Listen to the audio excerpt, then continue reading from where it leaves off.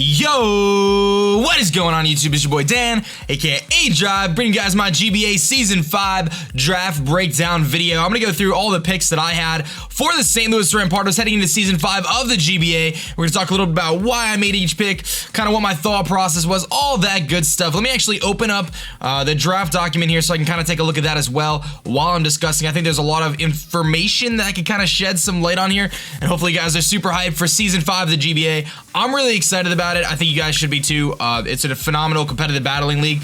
If you're like, what's the GBA? Well, it's a counter team format, right? So it's a competitive battling league with some of the best battlers on YouTube kind of put together, and we draft a team, and then basically what happens is we face off each week. But the very unique part of this is the fact that we know each other's team going into it. We know what 11 Pokemon each person has going into each matchup, and you prepare your team to take on your opponent and their 11 Pokemon basically. So that's kind of how it worked. It's pretty cool, and if you guys missed the live draft, you can actually check it out on my VOD on Twitch. Unfortunately, we haven't gotten it to YouTube yet, but that's a work in progress. I'm having some issues trying to convert the file and whatever else, but hopefully that'll be up very soon on YouTube. But to just kind of run down really quickly before I jump into this, you know, we have a point structure set up for the GBA. So really quickly to kind of give you guys a backbone here, what we have to do is each person in the GBA have to pick one Pokemon from each of the tiers. So you have to pick one Pokemon in tier 1, one Pokemon in tier 2, two Pokemon in tier 3, a Pokemon in tier 5, a Pokemon in tier 4 as well, obviously, and one Mega Pokemon for each team. The rest, the free Pokemon, we have 400 points of our salary cap to spend on free Pokemon. So each tier has specific salary points and whatever else. So to give you an idea, tier 1 costs 180 points, tier 2 costs 120 points, tier 3 costs 100 points, tier 4 costs 60 points, tier 5 costs 40 points, and then depending on the Mega you get, you'll either use up all your points for your Mega slot, or you can actually gain points added onto your 400 extra points for your free Pokemon. So the points don't matter unless you're talking about free Pokemon, your 4 free slots, then you have 400 points. It sounds a little bit confusing. It's really not that confusing. I'll try to explain it as I'm going through, but hopefully you guys can follow along here. Don't stress too much about the point system. Just understand that, you know, every team has to follow this, and we know that, and the reason why we do that is to diversify the teams, to ensure that different tiers are being represented that we created. Also, you know, more unique Pokemon are used and more niche Pokemon are used, and so on and so forth. So we do have a question of the day today, and perhaps it makes sense to wait till the end of the video to answer this, but what are your predictions on how the Rampardos will do this season moving into GBA Season 5? There's 12 weeks going on, and I'll discuss what I think my predictions are towards the end of the video. And we do have a cool little notification scroll in there, which I'm pretty proud of. In the last 2 seasons, between the UCL and the GBA regular season, the Rampardos have gone 23 wins and 2 losses. That is a tremendously good win-loss record. I'm very proud to have that. 14-1 in the UCL, 9-1 last season in the GBA. Really excited to be able to support that and kind of gloat about the fact that we went 23-2 over the last 2 competitive seasons. That's really cool. I mean, I'm pretty hyped about that. But anyway, let's kind of jump into our draft here, right? So kind of going into the draft, I think my pre-draft plan was I really wanted to grab Latios or Latias. That was like my number one. That was the mon I wanted. I had the 9th pick overall out of 16 teams. So the chance of me getting Latios or Latias were pretty slim, but I thought maybe they would fall to me due to some of the mega picks and stuff like that. That does not happen. I see them, both the Latias get taken right away, and I was like, okay, well that's fine. Let's move forward here. Let me look at Pokemon like Mega Venusaur, for example, which I tend to rank in my head as being one of the higher tier Megas.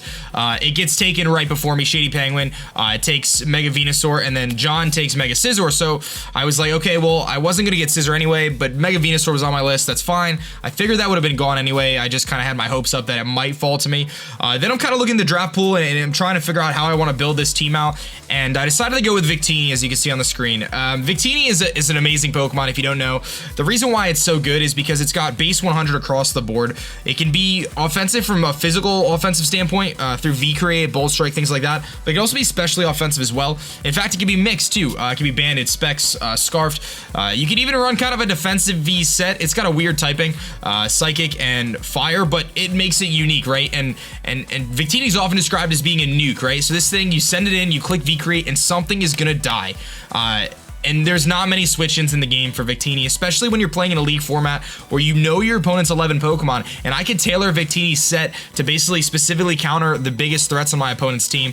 This thing becomes increasingly more incredible and increasingly more powerful. And you might say, oh, well, is it Victini like BL? It's not even like really OU and no one ever uses it. Well, because there's many standard threats that counter Victini in terms of OU metagame, but in terms of this format, the competitive format, Victini is amazing. And anyone in the format will tell you, Victini's scary. When you prepare for this thing, you just don't have really good checks for it.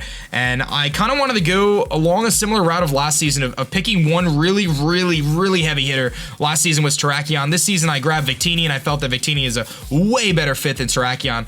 Terrakion hits a little bit, is a little faster, but Victini just hits so hard with V-Create, and the fact that it can be specially offensive or physically offensive is beautiful.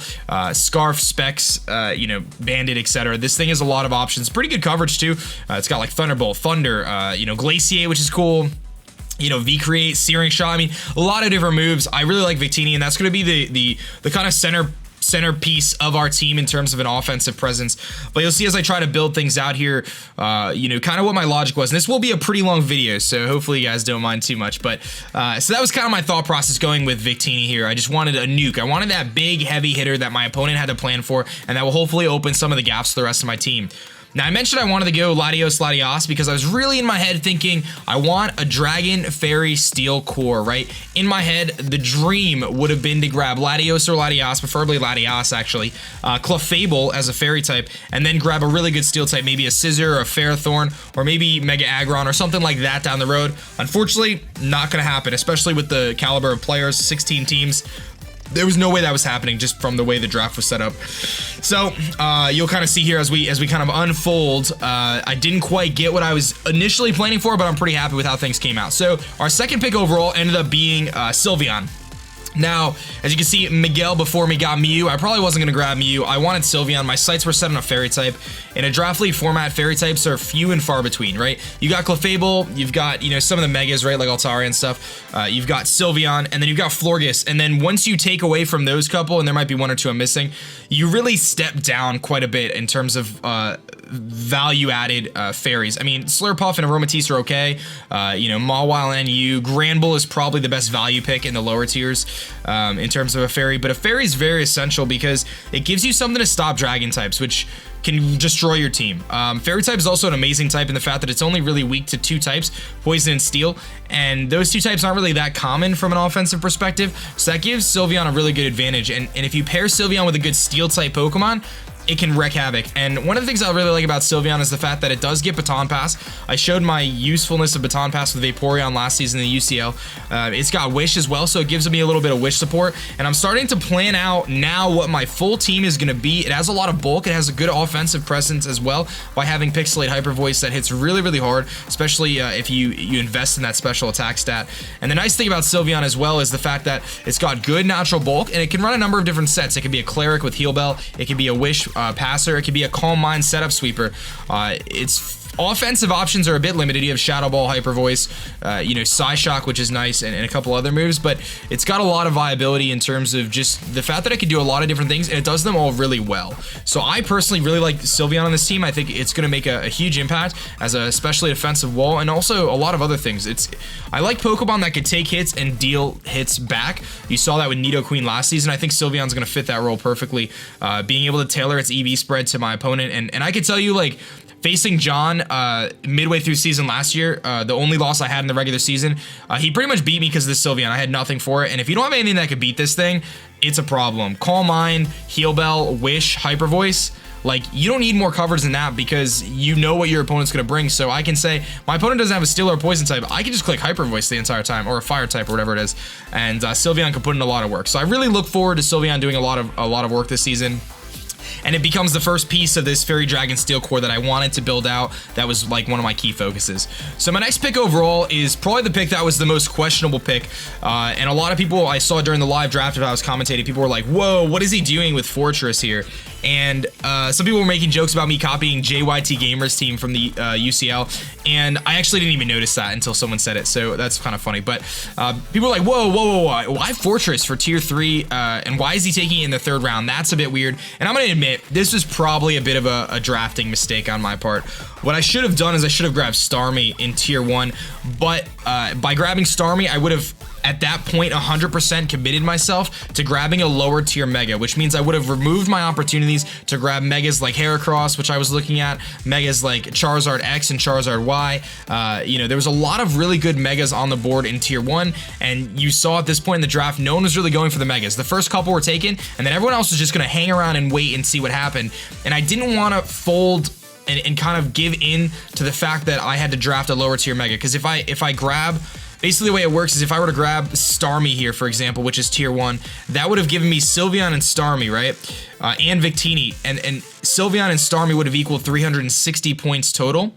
And you only have 400 points, right? So in order to be able to fill out the rest of my free roster, I need to get an extra 40 points so I can fit in 2 NU or tier 5 Pokemon.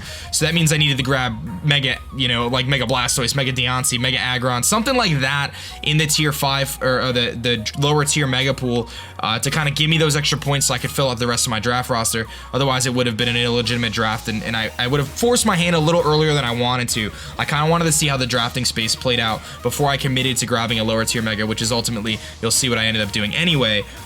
So a little bit of a blunder there. I think Starmie would have been the better pick. I think it was still available at this time, but Rapid Spinners started to become few and far between. I really needed some Rapid Spin support from Victini. I felt that I really needed that. And this also gave me a Steel type, right? So me building out this Fairy Steel Dragon Core, I thought Forretress was pretty good, right? It could take those Steel type hits. It could take those other hits, you know, the Poison type hits. Sylveon really appreciates that stuff. I can get Wish Passing to you know, Forretress. And one of the things I love about Forretress is the fact that it does get Volt Switch, which is really cool. I love momentum turning moves. I love moves like that. And I thought that having Volt Switch on this thing would be really cool. Not to mention it's got multiple sets of hazards. You know, Spikes, Toxic Spike, Stealth Rocks, Rapid Spin. I mean, that alone, Gyro Ball coming off of a decent attack stat, pretty low speed. I think Forretress is pretty viable, right? It's got really good bulk from the physical side, lacking a little bit on the special side, but only one weakness, which is fire. So I figured, you know what, I could probably work that a little bit. I might have to draft like a pretty decent bulky water later or something to kind of take those fire hits, but I think Forretress could fit decently well. And again, because the Rapid Spin pool and the Defogger pool was starting to get a little bit thinner, I felt that I needed to push the button really quick and just go for Forretress now, because, you know, Blastoise would have been cool, but I just felt like I wanted to grab that Steel type, get it out of the way, and kind of focus my sights on some other Pokemon that might have made a little bit more sense. So I definitely understand the hesitation in the Forretress pick. I totally understand it, but looking at my draft as a whole, I do think it fits in fine, but I can understand the hesitancy and the lack of trust on that pick, especially with a lot of the other threats on the board. But tier 2 wasn't that appealing at the time. A lot of good tier 3 Pokemon, which was a struggle to kind of deal with, but I just wanted a Rapid Spinner. I didn't have one last season, and I felt like it could be useful, especially since I wasn't really planning Sableye Chansey this year. But at this point in the draft, I was still thinking that was a possibility. I could still grab Sableye Blissey, and that would be awesome. Mega Sableye, Blissey, Victini, Sylveon, like that's insane. It would be a better team than I had last year that got me to the championship. So I kind of wanted to keep my options open at this point in the draft. Moving forward here, if you don't know, in the GBA type format in competitive counter league, electric types are very useful. Pokemon like Jolteon, like Raikou, like Thundurus, things like that are often looked at as being must-haves for your team. There's a couple things you want on your team. You need a good fairy, you need a good electric type, you need a good ground type, and you know that's really, and you need a good like 2-piece defensive core is what people like to do. Jolteon fit that mold, right? It was a tier 3. This thing was not going to make it past the next round. I think if I didn't grab it now, it would have been picked on the way back, if not anything else, or it might have gotten picked. I know Shady would have grabbed it after me or something like that. Actually, yeah, so it would have went back. Shady would have grabbed this thing. I'm pretty have no doubts about it. Shady loves Jolteon, and for a good reason. Jolteon won MVP in Season 2, I think, of the GBA. This guy won MVP, and the reason why is he's got a blistering 130 base speed stat, which is insane. Having that ability to have that speed stat lets you outspeed so many things on your opponent's team. They have to prepare for the fact that this thing's going to outspeed them every single time. That allows you to throw choice specs on it. It's got decent coverage, right? You got Shadow Ball and stuff like that, so kind of same evolution type deal, right? It's got similar ideas going on, but that speed stat and that good special attack stat, and just the fact that it's an electric immunity as well, having Volt Absorb is really cool. In the UCL, I had Raikou. Raikou, didn't really use it very well, but I think Jolteon is going to fit me a little bit better. It's a little more frail, a lot faster, hits pretty hard. The fact that you can throw that Specs on there is nice, whereas I think Raikou isn't really more of a Specs user. It's not, Raikou's fast at 115, but Jolteon's blistering fast at 130, and I think that extra bit of speed makes a huge difference. I think Jolteon's going to be really good as a pivot.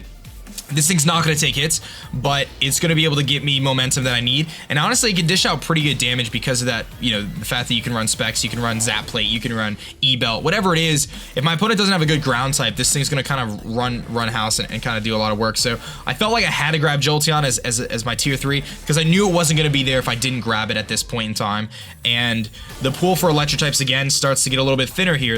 I think at this point, unless I wanted to go for like a higher tier 1 like Thundurus, which I didn't, Electros was my best bet, and that's not really a fast Pokemon. And I learned from last season that I lacked speed on my team, and I wanted to get a little bit more speed this season, especially having Crobat in the UCL. I felt like it was really nice to have that as kind of like something to fall back on because, you know going into the match what your opponent's speed stats are, so you can kind of tailor Jolteon to that appropriate speed stat that you need to kind of outspeed. So coming into pick 5 here, I think I surprised a lot of people by going for Keldeo. And the reason why is because I was sitting there looking at the board of, you know, what Pokemon were still available in terms of tier 1 and what was left for the rest of the draft. And I didn't like the tier 2 pick still. I figured I can wait on tier 2. No one's going to snipe anything. I'm looking at Diggersby at this point. I'm looking at a lot of different things. And kind of my thought process here was, okay, I'm going to just commit to my lower tier Mega right now. I'm okay with not grabbing, you know, Heracross, which I was really debating on Mega Heracross. Shaman had just gotten picked, which was one of the ones I really wanted. I was really looking at Shaman for a while, and then that got picked. So knowing that, and that was another tier 3, I was like, you know what, Keldeo's still on the board, and this thing is really, really good. Keldeo is really, really good, and it's still there, and someone else is going to take it if I don't. It turns out Miguel, who drafts the next pick after me, was going to take Keldeo if I didn't. So I took Keldeo out of his hands. I'll take that. That's probably a good thing, right? Miguel's really good. So a lot of people are like kind of iffy about Keldeo. The fact that it's a little bit limited in terms of its move pool, right? It's got Scald, Hydro Pump, Icy Wind, Hidden Power or whatever, and then Secret and Sacred Sword. I forget which one's which, but one of them is like Psyshock basically from fighting type. And the thing about Keldeo, it gives me a water type, which I wanted. Not exactly the bulkiest water, but it's a water type. It's a taunter. It's got really good speed. 108 base speed is amazing. It's kind of like Terrakion last season, but doesn't have the same amount of weaknesses as Terrakion. I think Keldeo is just a little bit better from that standpoint. And it kind of pairs nicely with the rest of my team, right? You could kind of see some of the ideas of different Pokemon kind of covering each other's weaknesses and stuff at this point. And Scald is one of the best moves in the game. Keldeo has Scald. It gives me a fighting type, which is always nice because fighting types are really, really good in this format a lot of the time. And again, I just felt it was too good to not get. So I had to grab Keldeo. I don't know what Keldeo is going to do for this season. I have no idea, but I think it's going to be something that my opponent's going to have to prepare for because it does hit really hard. It's got pretty decent special attack stat, that nice speed stat, decent natural bulk all around. I think Keldeo can put in a lot of work for me this season. So I'm definitely looking forward to this thing being really, really good, and I think it's going to put in a lot of work. We'll see how it kind of fits in the mold with Victini and stuff, but it gives me now two big offensive presence. Victini and Keldeo together are really putting in a lot of pressure, and I think Jolteon kind of adds to that as well. So I think Keldeo is a really good pickup, and the fact that it still was sitting there, I think this is round 6 here, I had to grab it. That was kind of my thought process. It was too good for me to leave on the board. And at this point, again, I commit to a lower tier Mega now. So my thought process was, okay, tier 2, Diggersby's still there, and Mega Pidgeot's there in tier 2. Maybe I'll grab Diggersby, Mega Pidgeot. That's going to be insane from an offensive perspective. Victini, Diggersby, Mega Pidgeot, Keldeo, Sylveon, Jolteon. Like, dude, you're not going to beat that. That's going to be insane. But I decided to go a little bit of a different route, as you can see here. Pick 6 comes up. And I realized tier 2 is still there, and I'm debating between Diggersby and a couple other mons in tier 2, and I'm talking to a couple friends through Skype really quick while we're drafting, and I'm like, all right, I gotta go Salamence. I have to. Salamence is one of those Pokemon that can tear through teams again. It's got Moxie, it's got Dragon Dance, it can be used as Scarfer, it's got insane base stat total. Aside from its huge ice weakness, it's got a really crazy base stat total, and I felt that it kind of gelled nicely, right? Ice types don't really do anything to Victini or Keldeo, so why not take advantage of the fact that I can add another giant threat to my team. Now, Salamence I think is maybe 3rd or 4th in the kills in UCL right now. So as UCL has come to a close, Salamence was in like the top like 3, 4, 5 Pokemon for kills, getting like 17, 18 kills or whatever, because this thing can just sweep a team. You can get Moxie Boost with a Scarf and just sweep with Outrage. You can Dragon Dance up once and just sweep a team. You can run specially offensive with Hydro Pump and Fire Blast and stuff like that. You can run defensive as well. It gets Roost, Toxic, things like that, and people don't realize, but it does get Wish. It's from an event, but you can get Wish Salamence as well. So don't be surprised if I bring Wishments one week at least, because I'm bringing Wishments, man. It's something I used a long time ago. I've experienced using Wishments. So it does get Wish, which is nice, and it kind of starts to fit the mold of my team. I get my Fairy Dragon Steel Core, although not quite the Steel type I wanted, and you'll see very soon what my thought process was. But Salamence was just too good to pass up. And the fact that it can be defense as well, thumbs up to that. So this is kind of my thought process. I felt like Salamence was just too good again to pass up, and from an offensive perspective, it's got a good base speed of 100. And now it's like my team's like fast enough that I don't really need to focus on speed now. And now I shift my focus in my draft. I have the offense I want. Now I just say, okay, I'm drafting all defense for the rest of the way. There's a lot of good value, low tier picks that I can grab to fill out my roster that have a lot of bulk and that could be really niche in the format, and that was kind of my process. So coming in through pick 7, I announced my mega pick. A lot of people were like, whoa, whoa, whoa, whoa, whoa. Why is he getting Mega Aggron? Again, because I grabbed Keldeo, Sylveon, and Victini, because of my point totals, I had to grab what we call the tier 2 Mega. So maybe I could pull it up really quick. So for tier 2 Megas, some of the options are Mega Aggron, hold on, Mega Aggron, Mega Absol, Mega Blastoise, Mega Deontay, Mega Houndoom, and Mega Pidgeot, just to give you an idea of what falls into tier 2. Some of the tier 3 mons that might have been decent were Ampharos, Beedrill, and maybe Mega Steelix. And I was actually debating for a while tier 4 Mega Banette, because I kind of think Mega Banette could actually be good if I had more bulk. I would have had to draft Chansey and stuff like that for me to want to use Banette, but Mega Aggron was there. I liked it. I thought it was going to be really good, and I still feel that it's going to be very good. Mega Aggron has insane bulk, guys. Like, this thing is not dying. It doesn't die to one hit once you Mega Evolve. Filter reduces special effective damage, so you're really only worried about ground, fire, and fighting types, I think. It pairs amazingly well with Sylveon in the fact that this thing could really use the Wish support from Sylveon, which is nice. This gives me a Stealth Rocker to take some of the pressure off of Forretress. It gives me something that can use Dragon Tail to kind of pseudo-phase things out. It gets moves like Avalanche and the Elemental Punches. Heavy Slam does a ton to anything that doesn't, like, most Pokemon don't weigh nearly as much as Aggron, so this thing does a ton with Heavy Slam. It gets Head Smash, Earthquake, all sorts of rock moves. I mean, the coverage on this thing is insane, and it's coming off a 140 attack stat that doesn't really need to be invested in. To give you an example, I was just doing some playtesting actually before recording this, and my opponent sends out Landorus T or whatever. He goes for Earthquake, does like 25% to me. I click Avalanche and Oko. I mean, it's insane how strong this thing is from both an offensive perspective and a defensive perspective. And you can't sleep on the fact that it does get Rock Polish and I think a Totemize. So you could double this thing's speed, and then you could just sweep with that too, because it can be an offensive threat. And like I said, it's going to take any one hit. You know, I think Crimson was doing calcs on Twitter kind of jokingly, and he said a +2 Charizard X Flare Blitz has a chance to kill or something. And I'm like, dude, how are you getting to +2? Am I going to fall asleep on you? Like, you die to me going for, like, you know, Earthquake or whatever it was, or Stone Edge or whatever the heck it was. I don't, Head Smash maybe. You know, it's kind of funny, but Mega Aggron is a beast, dude. This thing is cool. And in this format, because the way the format is set up as well, Mega Aggron isn't going to be the Pokemon that gets 4 kills a week. It's probably not. But if it gets 1 kill a week and paralyzes something else, that is what it needs to do, because the rest of my team can handle the rest.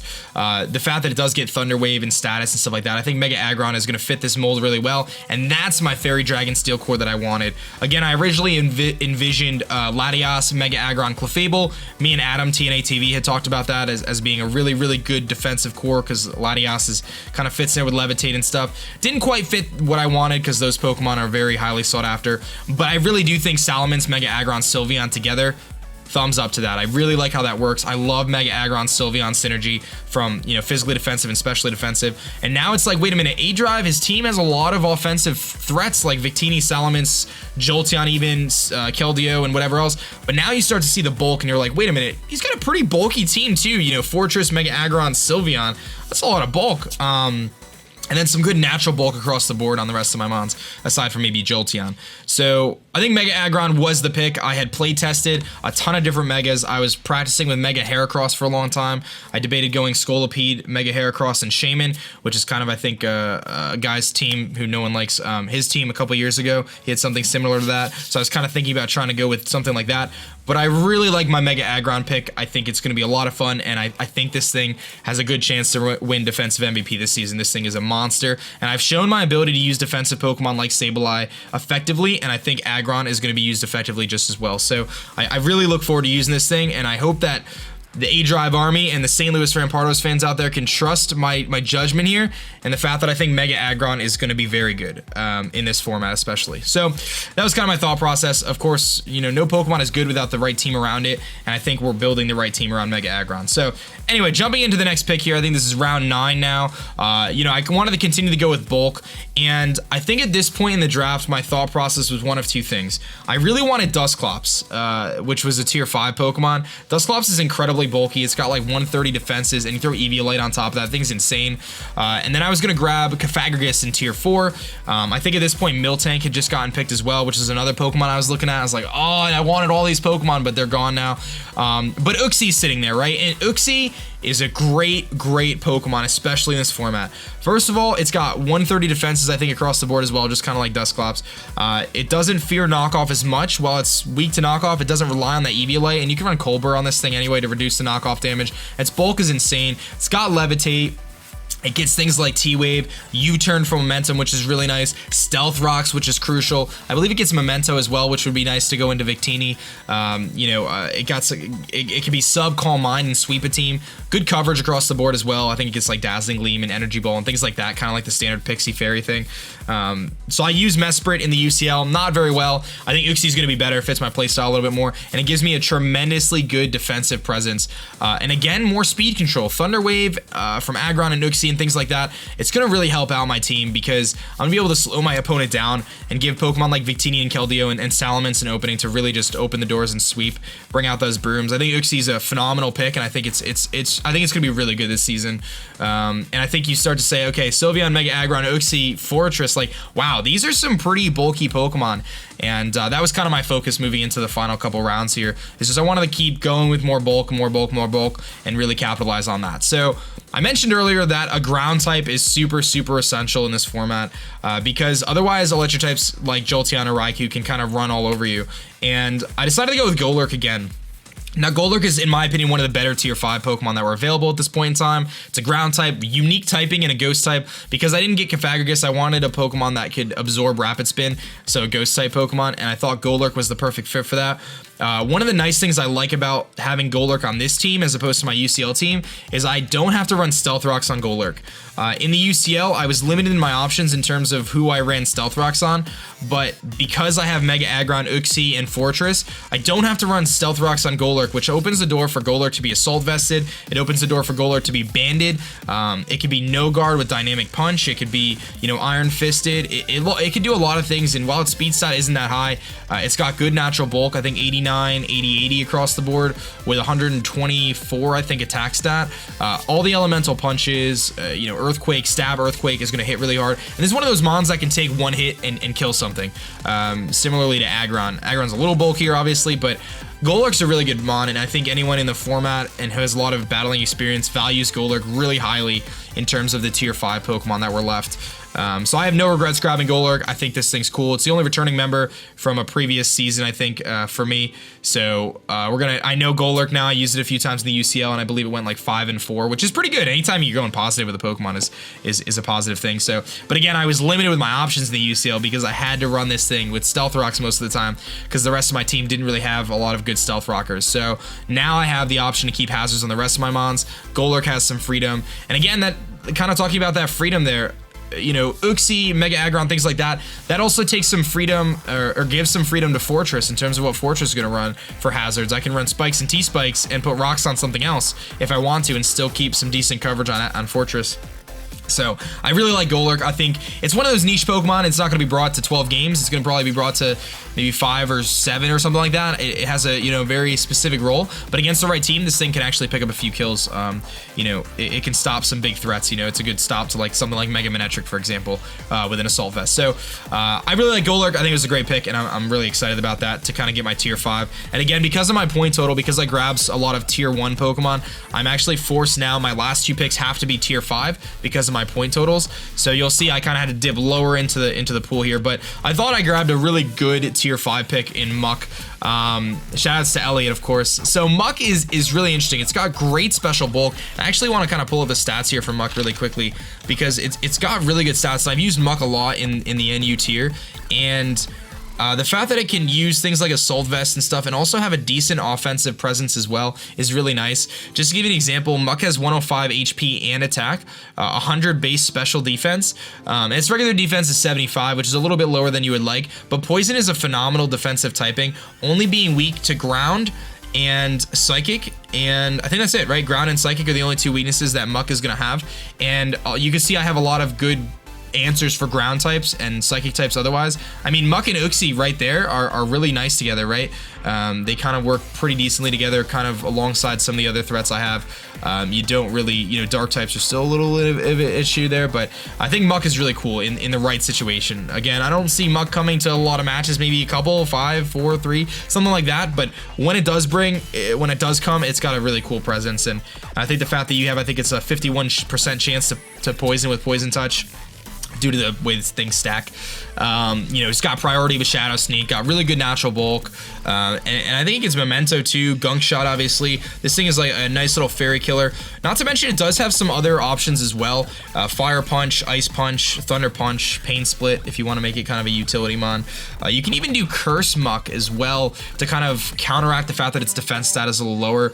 You can set up a Curse, it doesn't really need its speed stat, so Muck is kind of cool. So I think it's a cool pick. I like it. I plan on using it a good amount. I think it's a good fairy check aside from Mega Aggron if I want it, and it's just a good defensive presence in general.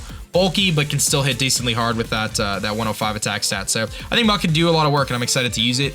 But rounding out our draft for this Season 5 St. Louis Rampardos is going to be Quagsire, and I don't know how Quagsire sat on the board for this long. Quagsire is one of those Pokemon that can be used in any tier if you're playing Smogon. It's got a lot of usefulness, and the reason why, again, Scald is one of the best moves in the game.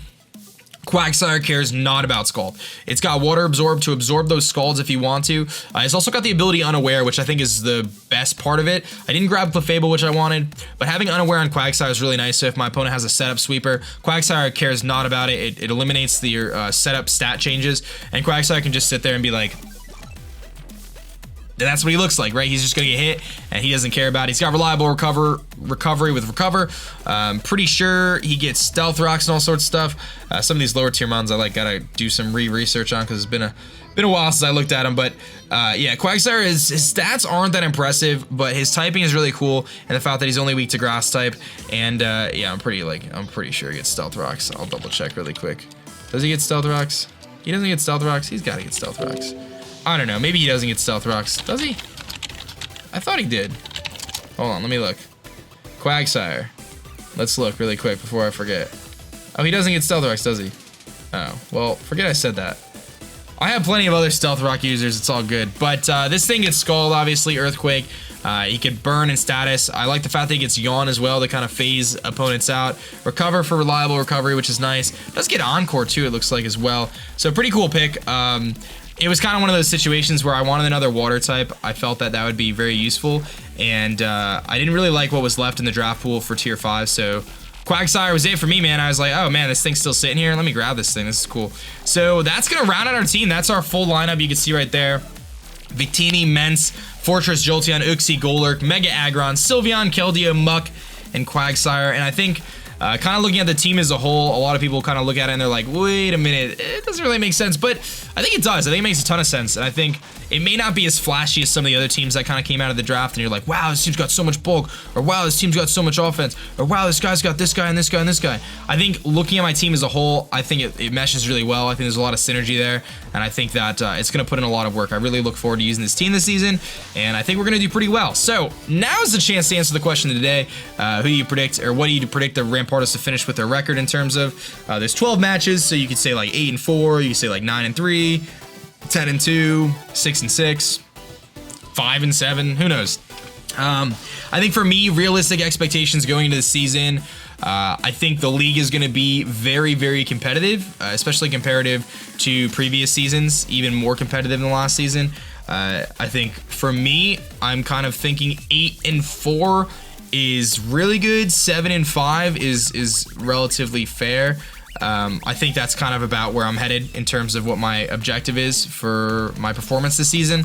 Obviously, I would love to say I'm going to go 11-1 again, or, you know, 9-1 like last season. But I like to try to be realistic. And again, I kind of go game by game. Everyone's like, who do you think is the best team? Who do you have this? I haven't looked at the teams. I don't really bother to look at the teams. I can't do anything about what other people drafted. I focus on each week, 1 week at a time, who I play this week. Let me prepare for them. And then once I finish that match, I move on to the next team. So I don't know who's got the best team. I don't know any of that stuff, so it doesn't really matter to me. But I like the team I have. I see a lot of potential here. I see a lot of different opportunities for different sets. I think Mega Aggron's going to do really, really well. I think Salamence is... I'm predicting Salamence to be my kill leader, actually. I think Victini's going to rip holes through teams, but I do think Salamence is actually going to be my kill leader on my team. But let me know in the comment section below what you thought of my draft. Hopefully you guys enjoyed this video. Big video, 35 minutes long, kind of breaking down all my picks. A lot of people were asking for an in-depth video of me just talking about this, so I gave it to you guys. I figured it'd be pretty cool. So hopefully you guys did enjoy, and that's gonna be it for me, guys. I hope you guys are ready to rock for GBA Season 5. I'm super hyped. Win or lose, it's gonna be a blast, guys. Like, I love playing with these guys. They're so much fun, and it's just a lot of fun to play in the GBA format. So that's going to be it, guys. We're going to head smash our opponents to victory. As always, my name is Dan. I'll go by aDrive, and I'm going to catch you guys later. Peace.